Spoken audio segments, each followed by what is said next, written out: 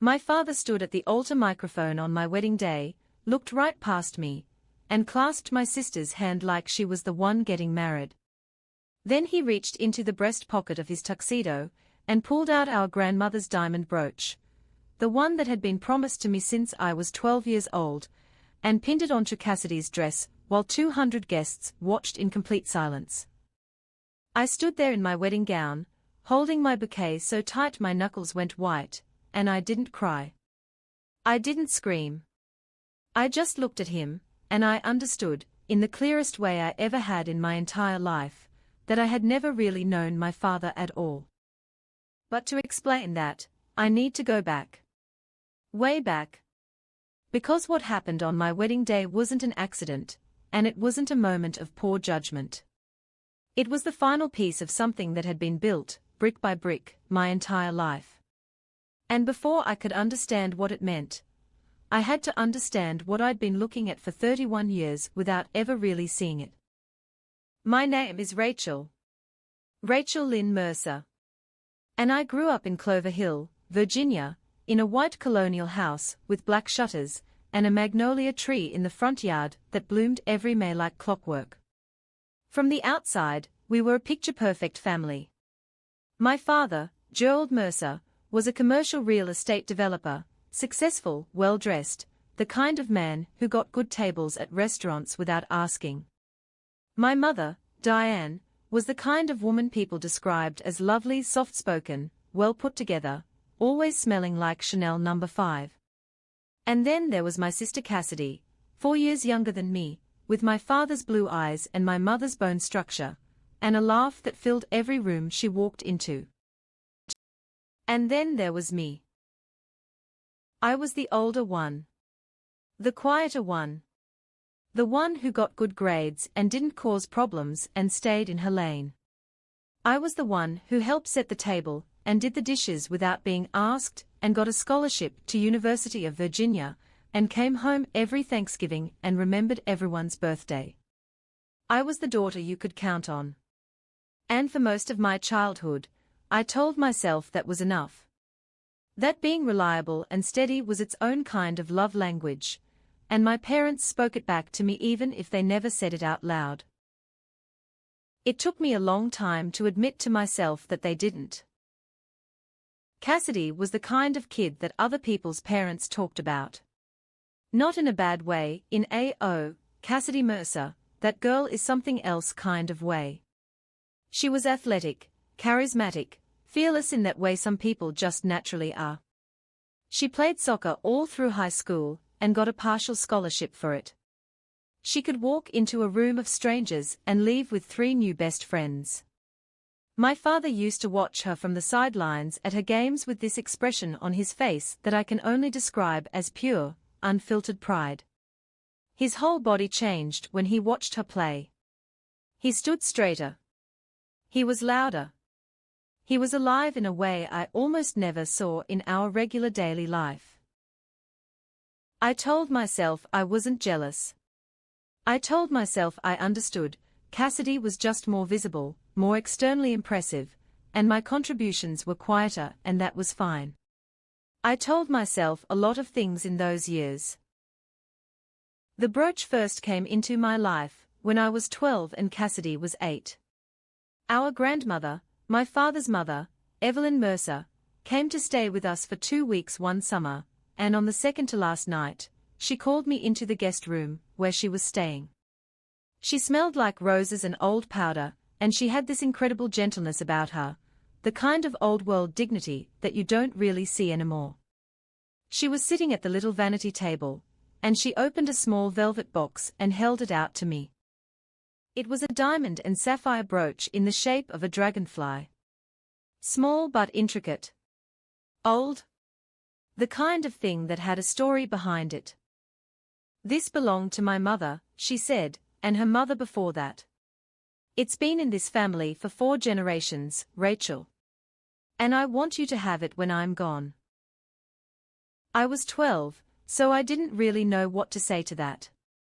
I said thank you, and I touched it very carefully like it might break, and she smiled at me and closed my fingers around the velvet box for a second before she took it back. Not yet, she said. But it's yours. I want you to know that. I never forgot that conversation. I thought about it sometimes over the years, at holidays when she'd come to visit, or at her 80th birthday party when my father gave a toast that made everyone cry, or when she got her diagnosis 3 years ago. It was mine. She'd told me so. And I held onto that not because I cared about jewelry or money or inheritance, but because it meant something.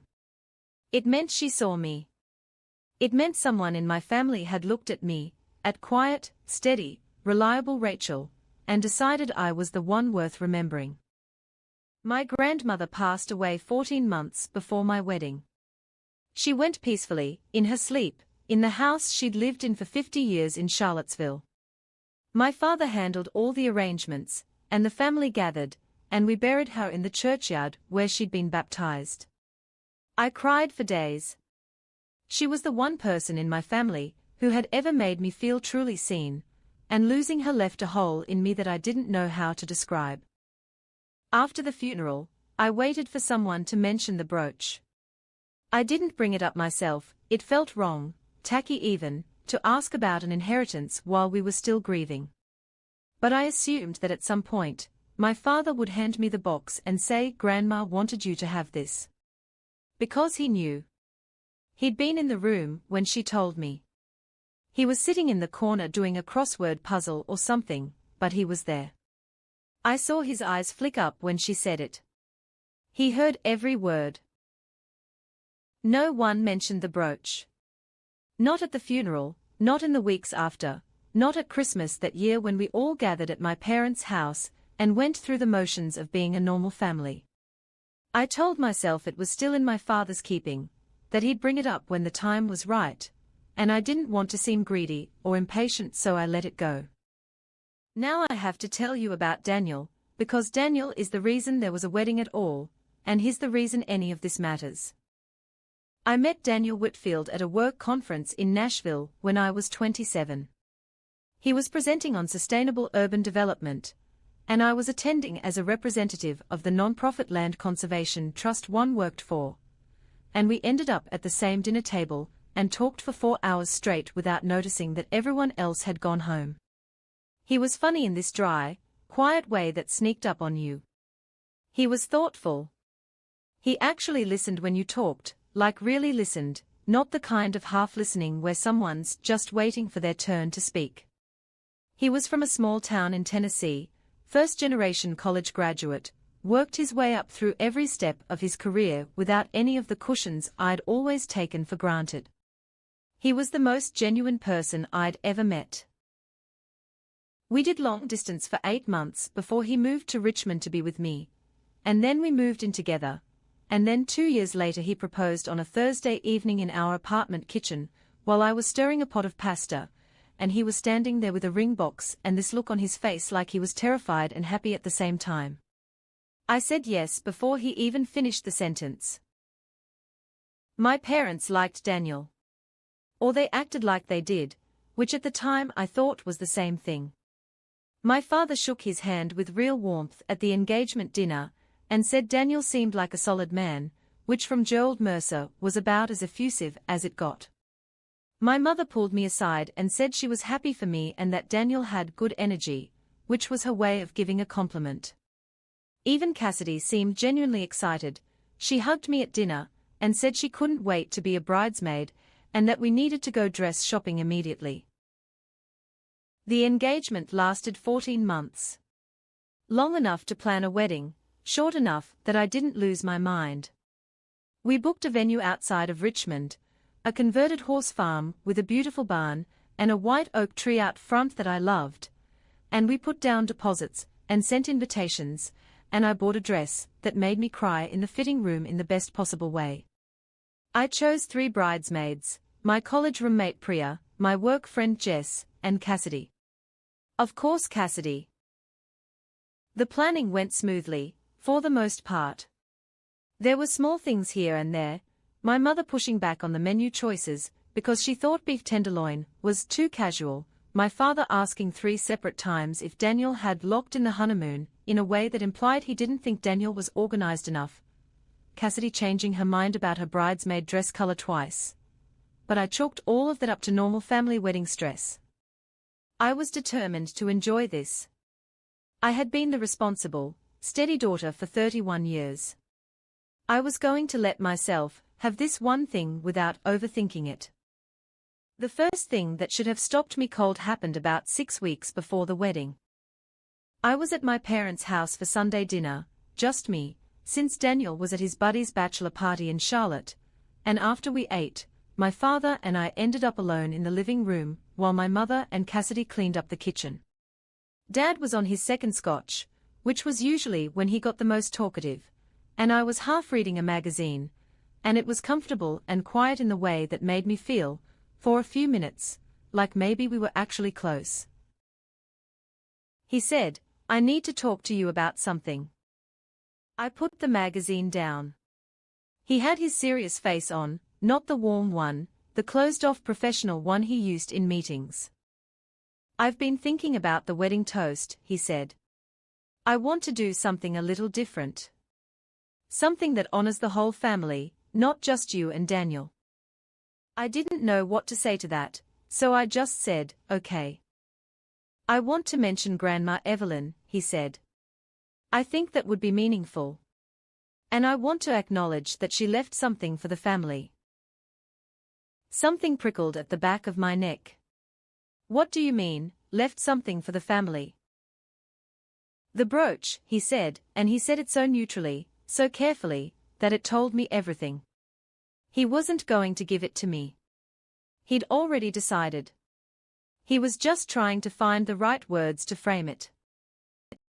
"Dad," I said, and my voice was very calm. I was proud of how calm it was. "Grandma told me that brooch was mine.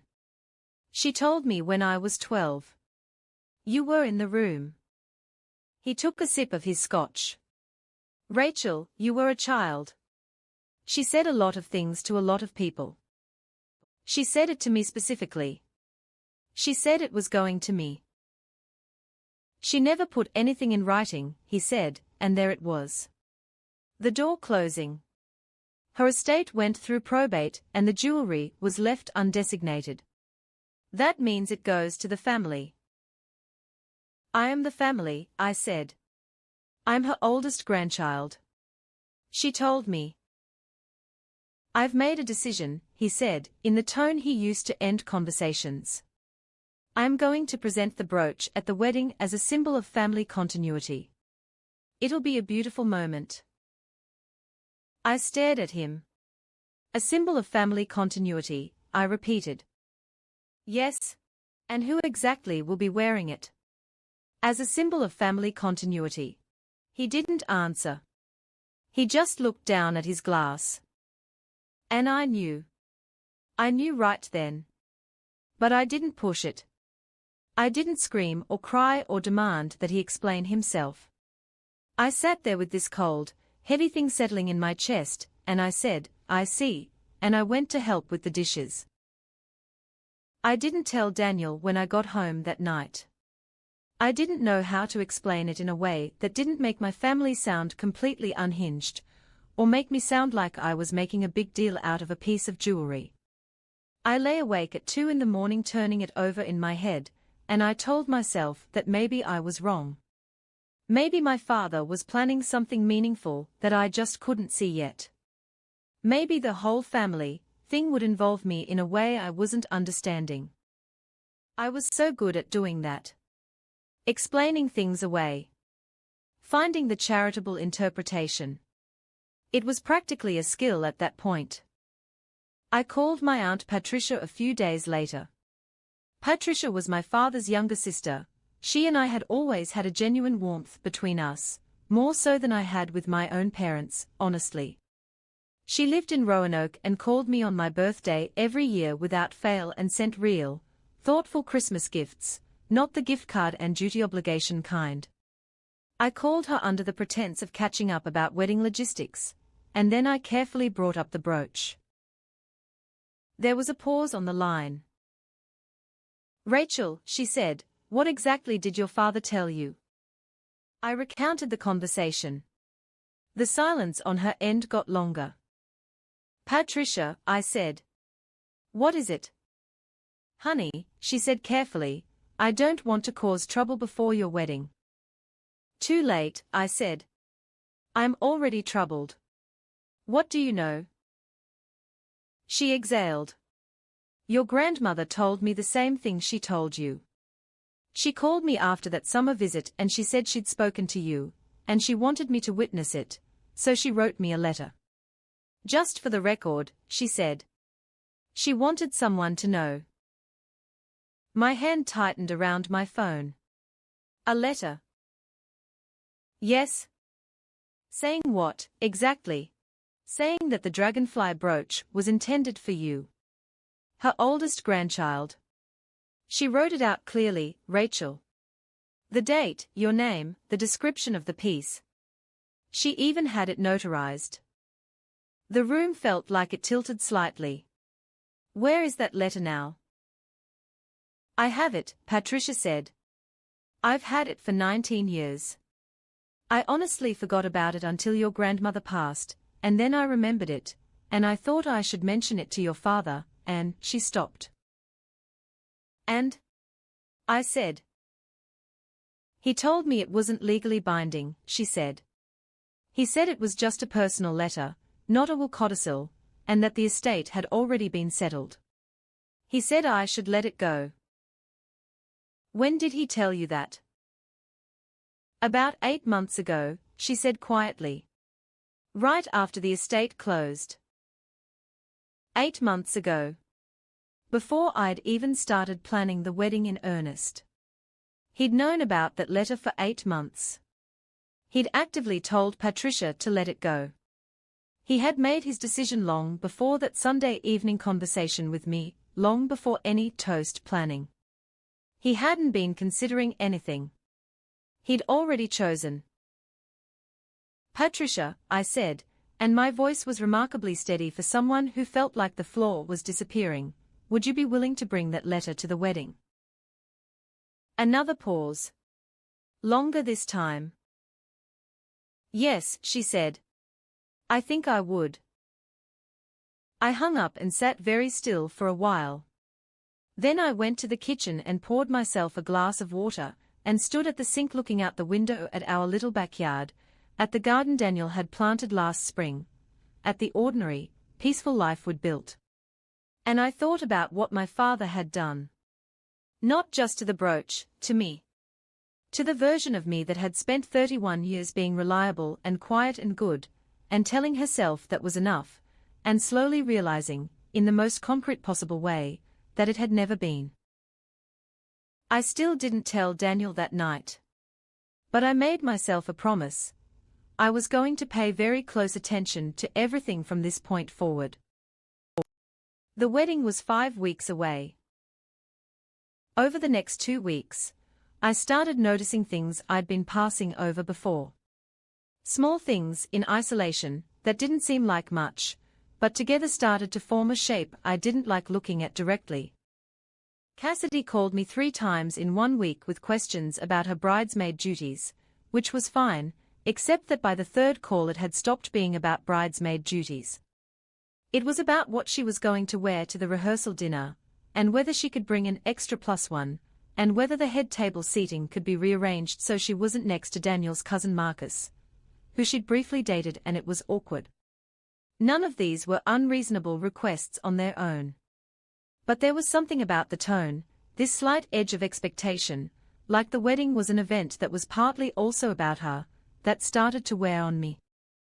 I mentioned it to Priya, my college roommate, who had known me for 12 years and had an excellent radar for family dynamics, because her own family was complicated in different ways. We were doing a final venue walkthrough when I brought it up, and Priya got very quiet for a second. Can I say something and have you not get mad at me? She said. Sure, I said, bracing slightly. Cassidy has been kind of weird about this wedding from the beginning, she said. And I don't mean bad weird. I mean like, she's treated it like a thing that's happening to the family, not a thing that's happening to you. Does that make sense? Give me an example, I said. Okay. At the first bridesmaid brunch, when you were describing the ceremony, she kept saying we instead of you. Like, we are doing the outdoor ceremony, we are having the string quartet. And I kept thinking, who's we? It's your wedding, Rachel. Not a collective family project. I turned that over. I thought I was being oversensitive about that. You're not, Priya said simply.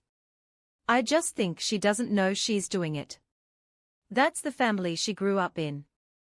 The golden child who's the center of everything. It's just her default. She said it without judgment, and she was right, and I knew it, and it still hurt to hear. I went back through the wedding planning in my head, and started counting how many times my parents had asked about Cassidy's comfort or convenience versus mine. The number was not close. At the venue booking, my father had asked 3 questions about the parking situation because Cassidy was coordinating a group of her friends coming from DC. At the menu tasting, my mother had flagged that Cassidy was currently not eating gluten, so could we make sure the caterer had options? When we were finalizing the music, my mother had suggested a song that Cassidy loved and thought would be perfect for something. Each individual thing was small. Together, they added up. I went to see my mother alone, about 3 weeks before the wedding. This was unusual. I typically interacted with my parents together, or through my father, as the more verbal of the two, but I wanted to see her face to face without him there. I told her I wanted to go over some final details. She seemed pleased by the attention. She made tea and put out some shortbread cookies from the tin she kept on the counter, and we sat at the kitchen table like I was 12 years old again, and I asked her, carefully, what she thought the tone of Dad's toast would be. She shifted in her seat. Just barely. Most people wouldn't have caught it. He's been working on it, she said. He wants it to be meaningful. He's a little nervous about public speaking, you know how he is. Does it involve Grandma Evelyn's brooch? I said. She went very still. Her hands stayed wrapped around her mug. He mentioned something about that, she said finally. Did he mention giving it to Cassidy? A long pause. Long enough that I had my answer. Mom, I said, keeping my voice level, Grandma told me that brooch was mine. She told me in front of Dad. You know that, right? These things are complicated, Rachel, she said. Estates and inheritances, it's not always as simple as what someone says informally to a child. She had a letter notarized, Mom. Her eyes came up sharply. She hadn't known about the letter. That told me something important. Patricia kept it, I said. A notarized letter from Grandma saying the brooch was intended for me. Did Dad tell you about that? Her jaw tightened slightly. Your father handles these things. He makes the financial decisions. This isn't a financial decision, I said. This is my grandmother's last wish. And Dad knew about the letter. He told Patricia to let it go. He decided to give the brooch to Cassidy anyway. My mother looked at her tea. She looked at the shortbread. She looked at her own hands. Cassidy's going through a hard time, she said, finally, in a very small voice. She just broke up with Tyler last month, and she hasn't had the easiest year, and your father thought. Mom, I said. She stopped. My wedding day, I said. Do you understand what I'm saying? He's going to do this on my wedding day, in front of everyone. He thinks it will be a beautiful moment, she said, and I could hear in her voice that she didn't entirely believe that, but she'd told herself she did for long enough that she'd gotten used to saying it. I drove home, with my jaw tight, and my hands steady on the wheel. I was not going to cry. I was 31 years old and I was getting married in 3 weeks, and my father was planning to publicly humiliate me at my own wedding reception, by giving away my grandmother's heirloom to my sister. And my mother knew. And neither of them saw anything wrong with it. And if I fell apart now, I would not be able to do what needed to be done. That night, after Daniel was asleep, I went into the kitchen and sat at the table in the dark for a long time. And something shifted in me. It was like a door closing, not slamming, just closing. Quietly. With a soft, definitive click. I had spent my entire life trying to earn my place in my family. Trying to be good enough, consistent enough, steady enough to deserve the same baseline of recognition that Cassidy got for just existing. I had swallowed how it felt to watch my father at her soccer games and then sit across from him at dinner while he asked me 2 questions about my week and then turned back to her. I had smiled through Christmas mornings when her pile of presents was bigger and my mother would say something like, "Well, Rachel doesn't ask for as much." I had been grateful, actually grateful, when my parents showed up at my college graduation, because some part of me hadn't been entirely sure they would make it a priority. I had done all of this because I loved them, and I wanted to believe they loved me back in ways they just didn't know how to show. But sitting in my dark kitchen 3 weeks before my wedding, I understood something I should have understood a long time ago. This wasn't about how they showed love. This was about who they chose to love. And they had made that choice over and over again, in ways big and small, for my entire life. I wasn't the daughter they'd forgotten to appreciate. I was the daughter they had decided wasn't worth appreciating, and they had simply never told me. I called Patricia the next morning. "I need you to bring the letter," I said. "And I need you to be willing to speak up if it comes to that." "I'll be there," she said. "Whatever you need." "There's one more thing," I said. "I need to know exactly what the letter says. Word for word." Patricia read it to me over the phone. My grandmother's voice came through it, even through the formal language, her precision, her care, her love. The letter stated clearly, in her handwriting, witnessed and notarized in September 2004 in Charlottesville, Virginia, that the dragonfly brooch was her personal property, and her expressed wish was that upon her death it be given to her eldest grandchild, Rachel Lynn Mercer, as a symbol of her deep affection and her recognition of Rachel's strength of character. It even gave a description of the piece, the dragonfly, the sapphires, the setting, so there could be no confusion about what was being referenced. I had to put the phone down for a minute. She had seen me. She had always seen me. And she had tried to protect it. "Rachel," Patricia said when I came back. "I'm here," I said. "Thank you." I spent the next 3 weeks being the calmest, most organized bride anyone had ever seen. I finished the seating chart. I finalized the florals.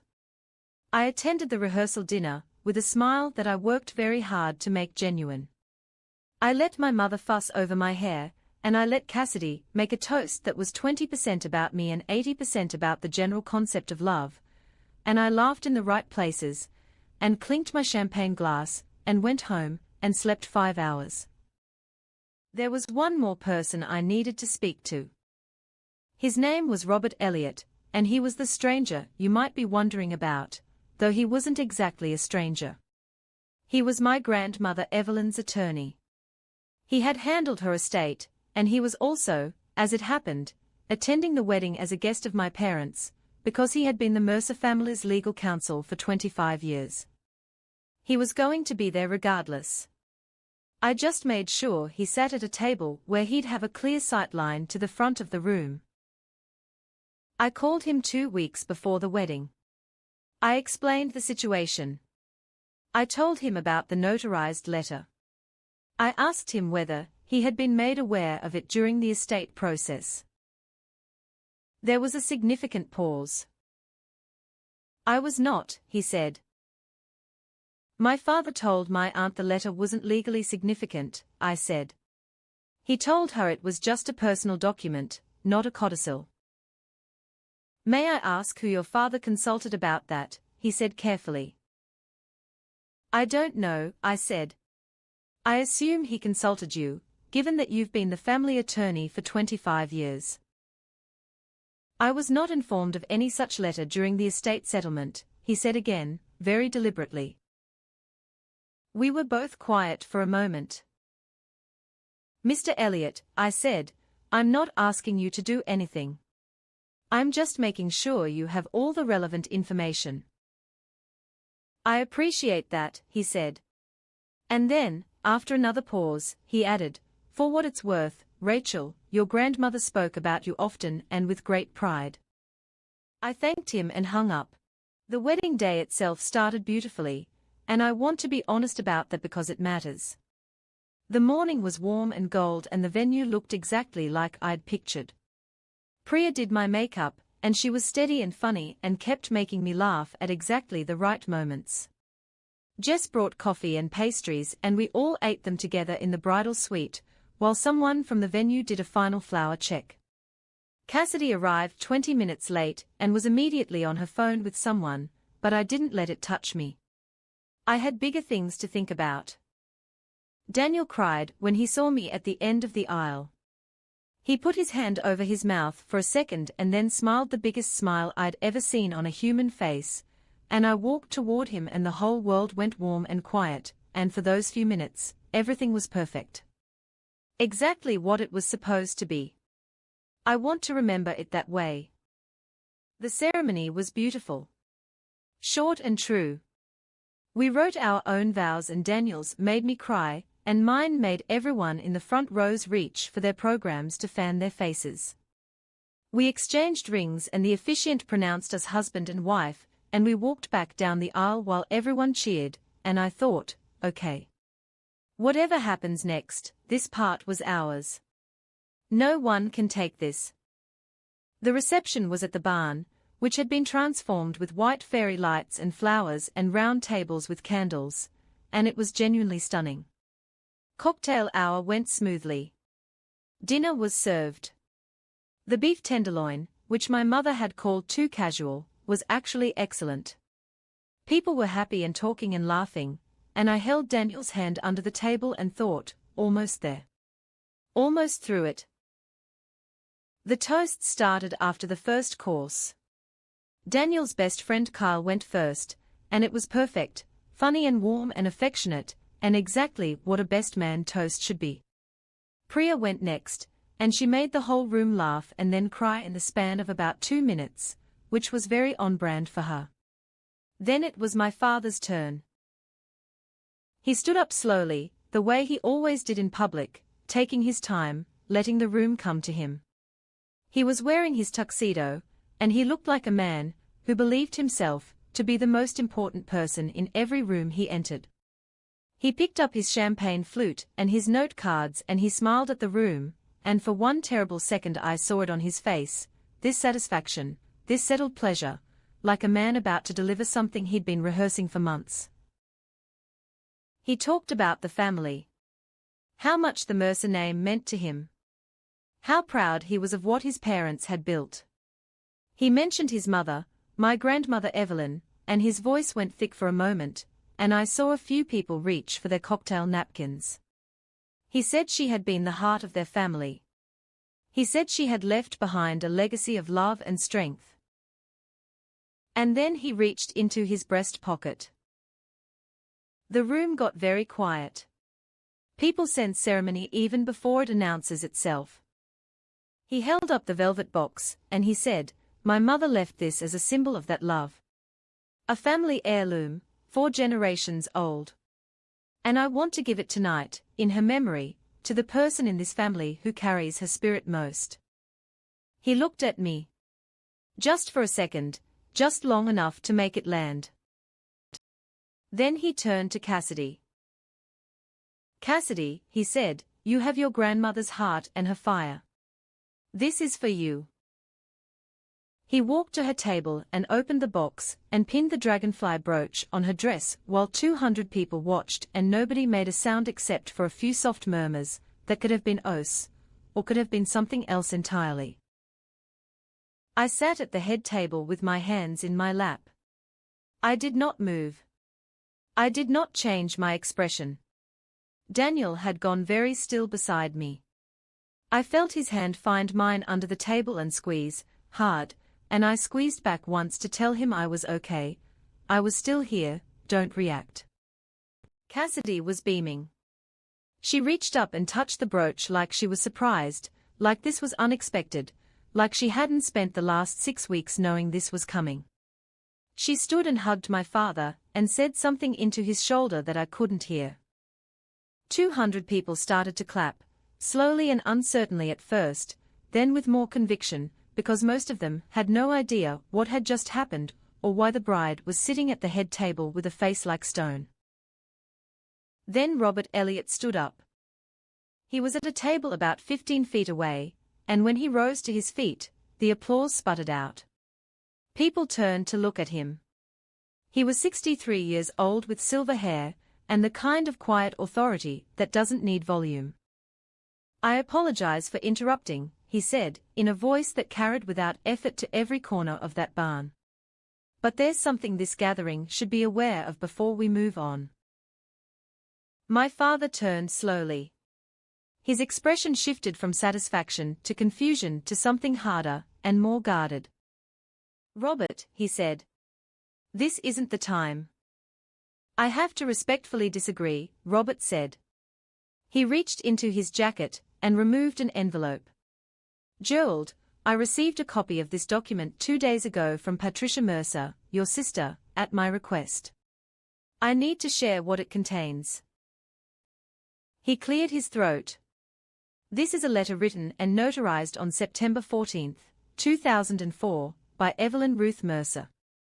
In it, she states her clear and expressed wish that the dragonfly brooch, described here by weight, setting, and stone composition, be given upon her death to her eldest grandchild, Rachel Lynn Mercer." He paused. That letter was in existence during the settlement of Evelyn Mercer's estate. It was not disclosed to me as estate counsel. Had it been disclosed, the disposition of the brooch would have been handled accordingly. The room was so quiet I could hear the candles flickering. Robert looked at my father. "I will be reviewing the estate file, Gerald. This will need to be addressed." My father's face had gone a color I'd never seen on him before. He was still standing. He looked smaller than he had a moment ago. He was looking at Robert and then at me and then at no one in particular, his champagne flute still in his hand, and for the first time in my entire life, I watched my father be the one who didn't know what to do. Patricia stood up from her table in the back. She looked at me and gave me the smallest nod. I let out a slow breath. It was Cassidy who broke the silence. She reached up and unclipped the brooch from her dress with 2 careful fingers, and she walked to the head table, and she put it down in front of me. Her face was complicated, not angry, not defiant, just kind of shaken. Like someone who had just understood something they'd been refusing to understand. "I didn't know about the letter," she said. Quietly. "Just to me." I looked at her. "I know," I said.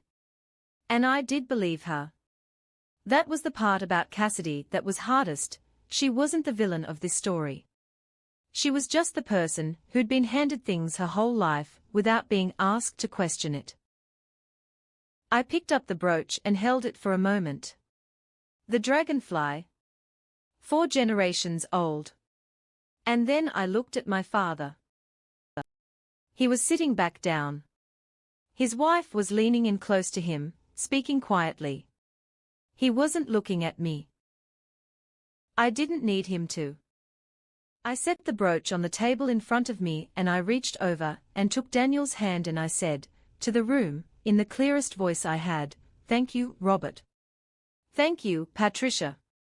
And then I picked up my own champagne glass and I said, "Now let's get back to celebrating. We have a lot of dance floor to get through."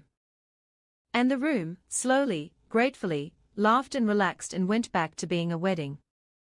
But my father did not look comfortable for the rest of the evening. And that felt, in a quiet way, like the most important thing. The weeks that followed were not simple. I want to be honest about that, because this kind of story is always more complicated in the aftermath than the dramatic moment itself, and the complicated part is actually what matters. Daniel and I left for our honeymoon, 2 weeks in Portugal, 4 days after the wedding, and I made a decision somewhere over the Atlantic that I was not going to spend those 2 weeks revisiting what had happened. I was going to be present, actually present, in my own life for the first time in a long time. We walked through Lisbon and ate pastéis de nata and drank wine on a balcony in the Algarve, and stayed up too late talking about things that had nothing to do with my family, and I let myself feel how much I loved this man, how good it was to be exactly where I was. I cried once, at dinner on the 4th night, and Daniel held my hand across the table and didn't ask me to explain and didn't try to fix it, just held my hand until I was done, and I thought, this is what it's supposed to feel like. This is the thing I've been trying to make my family give me my whole life, and this man just gives it naturally without thinking about it. That realization broke something open in me and also, quietly, healed something. My phone had a lot of messages when we got back.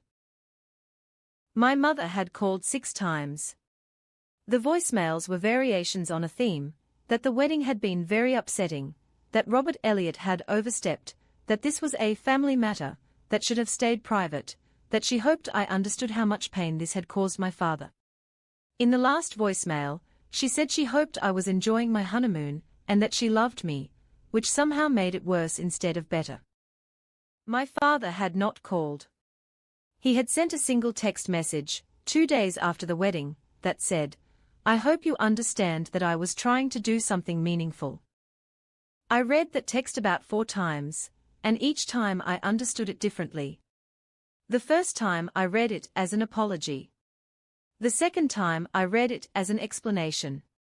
The third time I read it as an attempt to rewrite what had happened.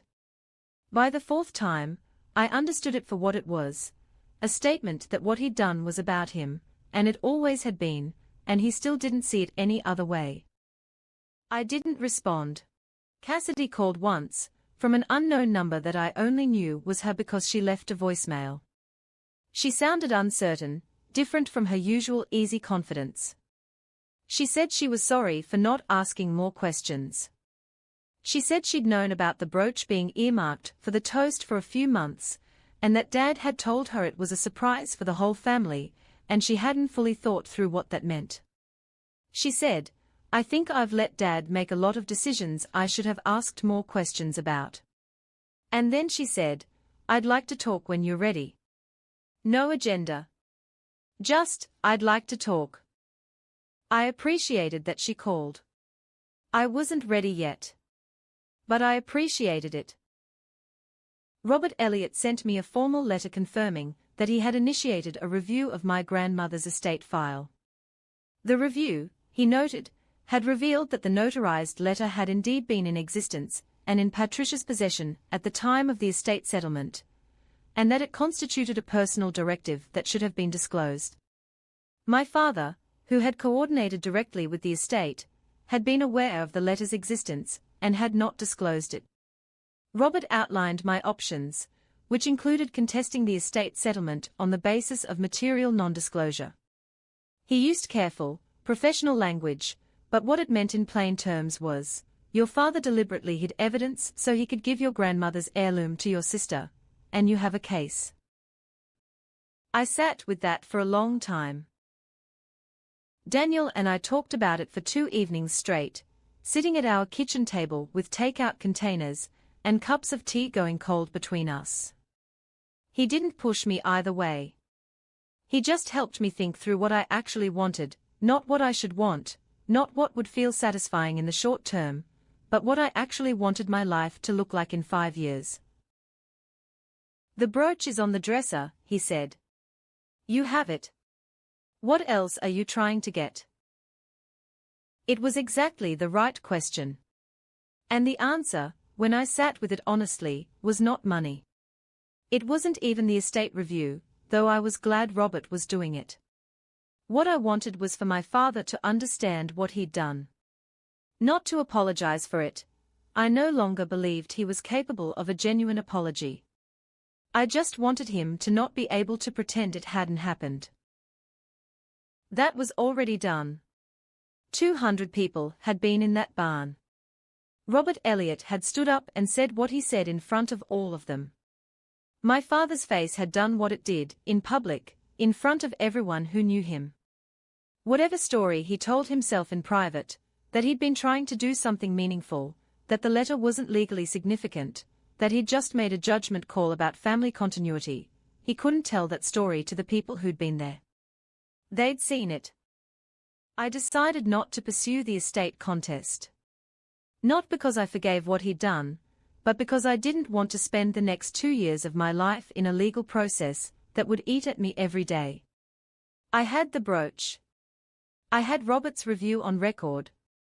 I had Patricia's letter, formally documented. I had Daniel. I had Priya and Jess and a life in Richmond that was genuinely mine, built by me, not handed to me. I did, however, write my father a letter. Not an email, an actual letter, handwritten, 3 pages, that took me 4 drafts across 2 weeks to get right. I said what had happened. Not emotionally, just factually, the way Robert had laid it out. I told him I knew about the letter. I told him I knew he'd known about the letter. I told him that what he'd done had not surprised me as much as it probably should have, because I had been watching him choose Cassidy over me my entire life in ways large and small, and this had simply been the most visible instance. I said I was not ending my relationship with him, because I didn't believe in burning things down when they could be left standing for a reason. But I said our relationship going forward would be based on what it actually was, not on what I'd spent 31 years hoping it might become. I told him I loved him. Because I did, in the complicated, persistent, bruised way that children love parents who don't deserve it. But I told him I was done pretending that love meant the same thing to him that it meant to me. I mailed it on a Tuesday morning and I went to work, and I didn't think about it for the rest of the day. He called me 3 weeks later. It was a Saturday morning and I was in the garden, pulling weeds, and my phone buzzed on the porch railing and I looked at the screen and it said Dad, and I sat back on my heels and took 3 breaths and answered. I got your letter, he said. Okay, I said. A long silence. I want you to know that I love you, he said. Okay, I said again. I made a mistake, he said. And I could hear in his voice that this cost him something, not everything, not enough, but something. It was as close to an acknowledgement as he was capable of. I know you believe that, I said. He was quiet again. Then, I don't know how to fix this. I don't think you can fix it, I said. I think you can just be honest about it. With me. Going forward. That's it. That's what I'm asking for, I said. I'm not asking for much, Dad. He was quiet for a very long time.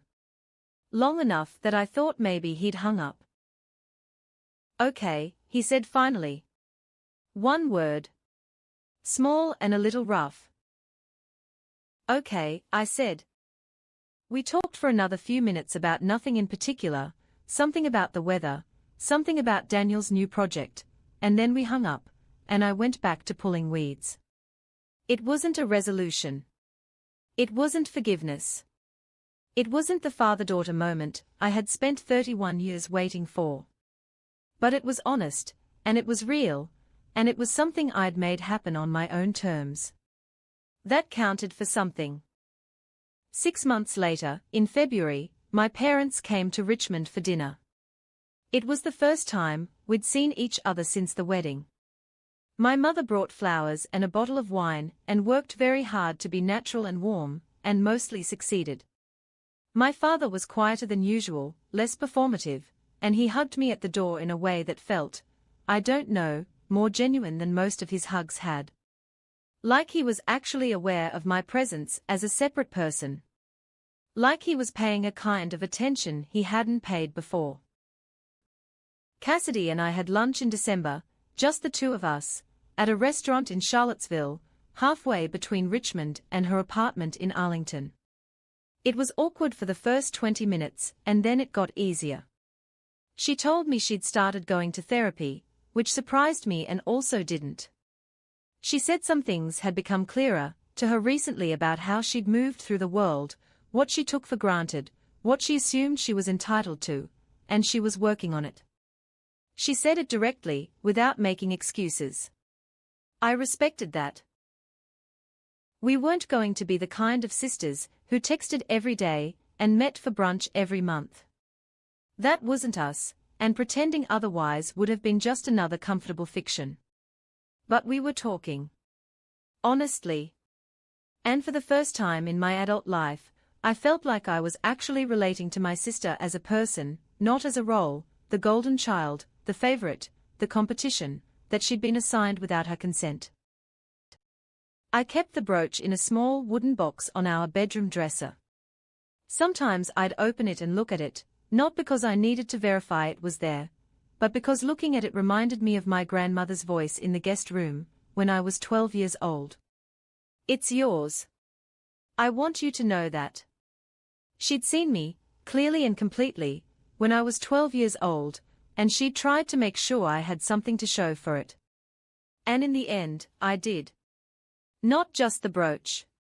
All of it. The truth, on the record, in front of witnesses. My father's face going that unfamiliar color in the middle of my wedding reception. Robert Elliott's steady voice reading my grandmother's words out loud to 200 people. Cassidy's hand unclipping the brooch and placing it in front of me without being asked. And I had Daniel. And our house in Richmond with the garden he'd planted. And Priya, who knew me, and Patricia, who had kept a letter for 19 years because an old woman had asked her to. I had a life that I had built myself, without the approval I'd always been chasing, without the validation I'd spent 3 decades hoping to earn. The strangest part, the part one turned over most in my mind, was that I wasn't angry anymore. I'd expected to be angry for a very long time. I'd expected to carry that wedding day around with me like a wound. But it didn't work out that way. What I felt, more and more, was just awake. Like I'd been walking through my own life half asleep for years, constantly trying to see myself through my family's eyes, and now I'd stopped doing that, and the world looked different. Sharper. More mine. My grandmother Evelyn had been a woman who knew her own mind. She'd written a letter at the age of 73 to make sure that what mattered to her would not get lost. She had trusted me with her recognition of me, and she had trusted Patricia to carry it forward, and in the end it had found its way to exactly where it needed to go. I think about her sometimes when I open that wooden box. I think about who she was, and who she saw when she looked at me, and I think about the granddaughter she wanted to hand something to. Steady, quiet, reliable Rachel. The one who didn't ask for much. The one who was always there. The one who turned out to be exactly enough.